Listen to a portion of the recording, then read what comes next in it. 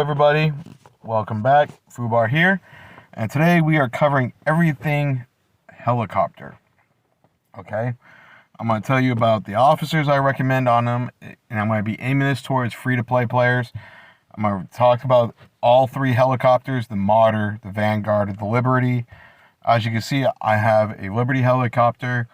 I have friends who have the Martyr. I have friends who have the Vanguard helicopter. And here is my current progress with my Liberty helicopter. I am currently waiting to go up to 9.1. As you can see, I have just waiting on prototypes, which I need 13 more 6.5s units to go up to there. Here's the parts. I have maxed out the mechanic level.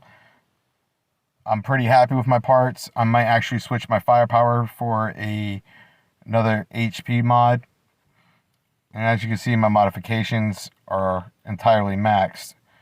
Now, I'm also going to talk about how you play a helicopter as well, especially Martyr, Vanguard, and Liberty. Now, Martyr and Vanguard have a very similar play style. Because their speed is so low, the Liberty helicopter, the Vanguard and Martyr helicopter need to be played with in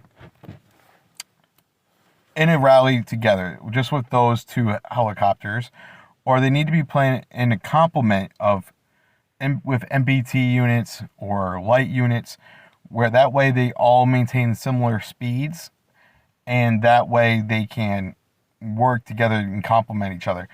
The Martyr and the Vanguard helicopter are more so the frontline brawling units. I wouldn't recommend them for flanking because they're not fast enough. If you can get behind the lines, you can use them, but they're very easily to get captured, and they're not really what I would favor towards using and developing, because the speed difference is such a major factor. Because as you're playing on the front line, sometimes the tide of battle can change against you, and then you have to escape with your unit so that way you're not wasting reserves and military funds. Because if you run out of reserves, you are SOL. You cannot get more reserves unless you buy a pack, and that is not good. So that's why I favor the Liberty Heli, because if you look at the Liberty Heli, I have 63. I move at 63. The other helicopters, I believe their max speed is 54. And that can be increased more with the skill tabs now with Valkyrie and Bloody Mary. But that's wasting a skill tab. And if you're using Bloody Mary as an officer on there, it's not a bad officer, but there's better options. And we're going to talk about that option right now. Right now on my heli, I am using Valkyrie, and I am using Guardian of Truth. The reason why I'm using these two right now is because right now I'm currently developing Golden Eagle. As you can see, almost got him to level 60. I just started working on him. I just awoken Valkyrie. Valkyrie is essential for a helicopter. She does so much damage, and the helicopter unit itself does a very high amount of damage and doesn't have a lot of durability. So the more damage you can deal, the better. So that's why I'm recommending with Golden Eagle here, because as you can see, his primary skill, that damage coefficient per 100 millimeters of armor is huge. He has a great damage coefficient. He freaking does 20% additional damage to tanks and helicopters. Another big deal there. He has a critical strike, and he gives damage resistance. And when he's awoken, with normal attacks, he deals 20% extra damage, but he also ignores up to 10% of the opponent's armor damage resist, which is huge, because you're stacking that up there and you're going against these armored targets that are significantly more powerful than you. As a free-to-play player, like a 40 mil MBT, you're going to need a little bit of advantages here. So I recommend him in pairing with Valkyrie. And for the skill tabs, I recommend you want to stack. I'm going to use Steel Fighter here as an example. You want to use this, not firepower buff. You want to use increases the damage of the officer's troop by 15%. Now, there's troop damage buffs on the following officers that are huge. And this can also be applied to Air Force. Keep this in mind. So if you look down here, you're going to look at Thorn Countess. She increases the damage of officer troop. Bloody Mary does that on her second skill.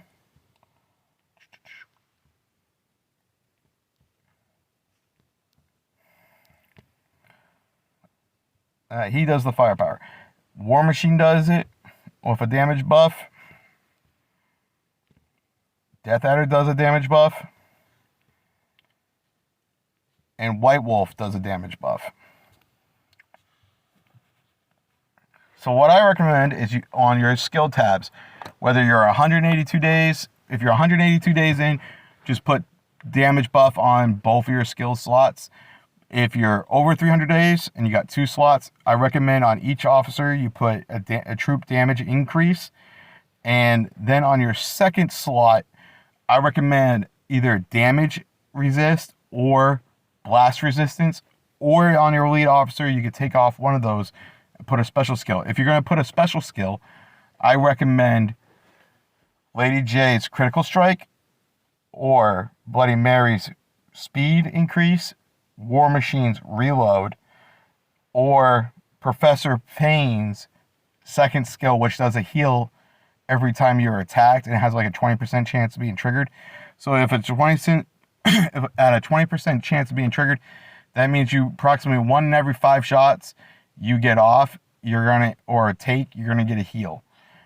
So that's not that horrible, and that could actually be pretty beneficial.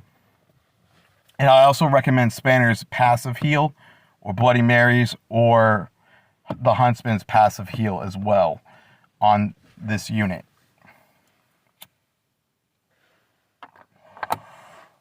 Now, like I said, the Liberty Heli has a unique playstyle. And with this unique playstyle, what I mean is that because it's so fast, it can't really go into another helicopter unit mixed with Vanguard and Martyr and play overly effective, because it's going to outpace the other helicopters with that speed. And it's going to engage in combat before the rest of the rally is there. Therefore, it's going to die significantly faster. And with that officer setup I have recommended, you're a blast cannon. You do not have that much armor.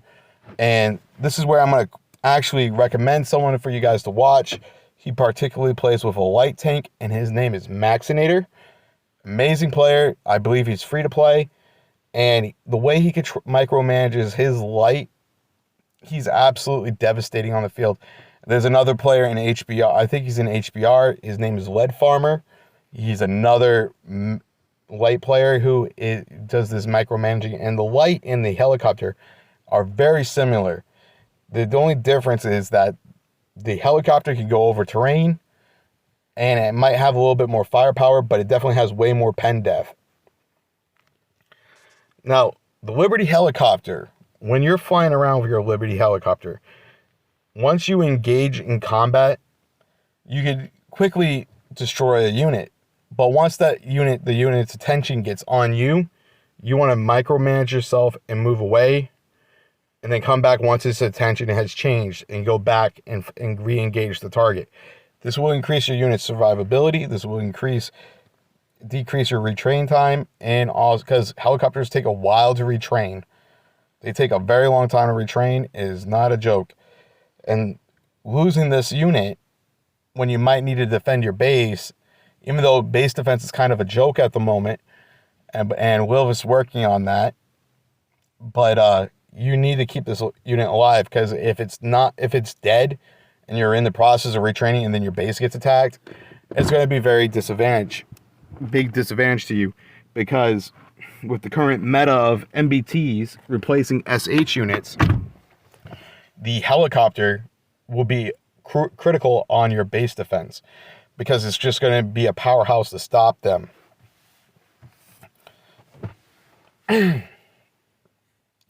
Now, when you're working with your Liberty Heli or your Vanguard Heli, you're gonna be moving at the farthest distance away from a unit, and you're gonna be wanting to attack the unit like so at 2 paces away. You never want to be up front and personal. You want to be able to have the option to retreat and get away, so that way you can have higher survivability. The downside to the Liberty helicopter and the Vanguard and Martyr is that the fact that when you look at the unit, you'll look at its stats, you're like, oh, this is awesome. 207 sloped armor, that's okay. And not really, because this unit has almost 0 blast resistance. Let me show you an example. Here is a 6.5 Valentine tank. Look, its blast resistance profile is only 10 lower than a 9.0 Liberty helicopter. And that same spec carries across the board. So when I say blast damage comes from bombers, that comes from artillery fire, that is what is blast damage. So you want to avoid gaining the attention of these artillery units, and you want to stay near your allied fighters or keep a fighter over your head, so that way a Martyr bomber or a Vanguard bomber doesn't track you and take you out really quickly, because those are the bane of a helicopter. The next thing is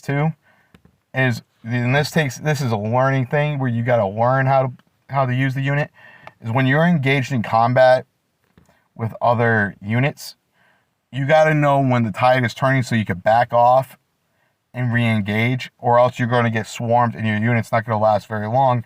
Because as you can see, my HP is not that high, my sloped armor is not that high, don't have good blast resistance, so you need to be very, very well aware of the battlefield you're on, so that way you can manipulate it to your advantage and stay alive longer. And this will also increase your KD, and it will really help you with your unit. So to get better with this unit, you got to practice with it a lot. With the buffs this unit has received, with the landing time reduced to increase the attack rate and the fire rate increase, were very much needed. This was my very first Martyr unit, and I built it in order to counter MBTs, because I could have had a Liberty MBT at the time.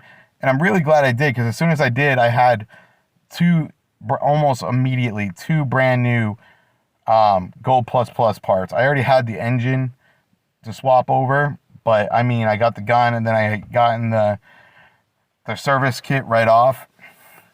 And I know, granted, the service kit is not the greatest. A lot of people favor putting on the Gold Plus Plus fuse for extra firepower. But I think this balance is okay. I do wish I had it all Gold Plus Plus, but hey, I'm a free-to-play player or a light spender. The most I'll spend on this game in a month is $85. I will not go over that. But yeah. If you guys have any questions, please comment below. Please like and subscribe. And I hope you guys are having a great day. Thank you. Peace.